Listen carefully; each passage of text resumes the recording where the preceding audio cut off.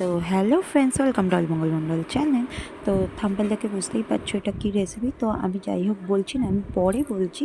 তো দেখো এই রেসিপিটা আমি কি দেখাচ্ছি। তো প্রথমে কড়াইতে আমি সাদা তেল নিয়ে নিয়েছি, আর মশলা করার জন্য এতে দিয়ে দিচ্ছি এলাচ, লবঙ্গ, দারচিনি আর কুচি করে রাখা পেঁয়াজ।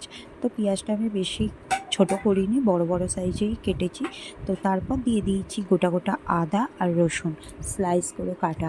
তো রসুনগুলো গোটা রেখেছি। তো এটা আমি যেহেতু মশলা তৈরি করছি বলে তো গোটা গোটাই আমি দিয়েছি।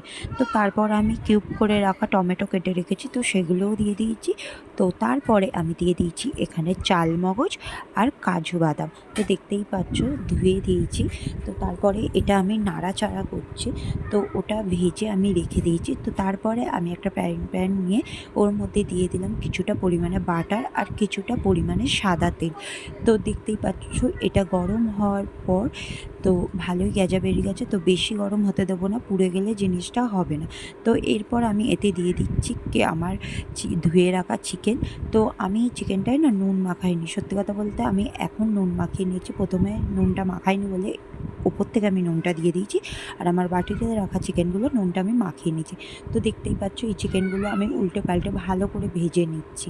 তো সত্যি কথা বলতে এই চিকেনটা আমি বানাবো বলে আজকে ঠিক করিনি। তো আজকে আমার কাছে আমার দুটো ননদ আবদার করেছিল, তো তুই সেদিনকে যেমন চিকেন বানিয়েছিলিস তো আজকেও বানা। তো যাই হোক আজকে আমি তাদের কথা মতোই এই চিকেনটা বানালাম। তো তারপরে আমি একটা কড়াই কিছুটা পরিমাণে বাটার আর সাদা তেল দিয়ে দিয়েছি। তো তারপরে কিছু তেজপাতা দিয়েছি, আর তারপরে আমি কিছু স্লাইস করা পেঁয়াজ দিয়েছি। তো পেঁয়াজটা ভাজা ভাজা হয়ে যাওয়ার পর যে মশলাটা আমি ভেজে রেখেছিলাম সেটাকে পেস্ট করে নিয়ে আমি সেই মশলাটা দিয়ে দিলাম। তো দেওয়ার পর কিছুক্ষণ নাড়াচাড়া করে তারপর একে একে দিয়ে দিলাম হলুদ গুঁড়ো, জিরে গুঁড়ো, ধনে গুঁড়ো। তো দেখতেই পাচ্ছ তারপরে দিয়ে দিলাম পরিমাণ মতো নুন। তো ভালো করে নাড়াচাড়া করার পর আমি ফাটিয়ে রাখা দইটাকেও দিয়ে দিলাম। তো দেখতেই পাচ্ছ এটাকে আমি ভালো মতো নাড়াচাড়া করে নিলাম। তো এরপর আমি দিয়ে দিচ্ছি কালার আসার জন্য কাশ্মীরি মির্চ, রেড চিলি পাউডার। তো আমি ঝাল হওয়ার জন্য গুঁড়ো লঙ্কাও দিয়েছি। তো আমি এটা কালার হওয়ার জন্য তোমার কাশ্মীরি লঙ্কা দিচ্ছি। তো তারপরে নাড়াচাড়া করার পর আমি ভেজে রাখা চিকেনগুলো দিয়ে দিচ্ছি, দিয়ে আমি ভালো করে নাড়াচাড়া করে নিচ্ছি।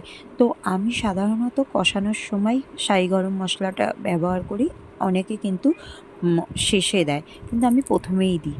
তো যাই হোক তারপরে জিনিসটা আমার ভালো মতো মাংসটা কষানো হয়ে গেছে। তারপর আমি স্বাদ মতো দুধ দিয়েছি। তো আমার কাছে বেশি মিল্ক ছিল না বলে আমি অল্প 1 গ্লাস মতো দিয়েছি।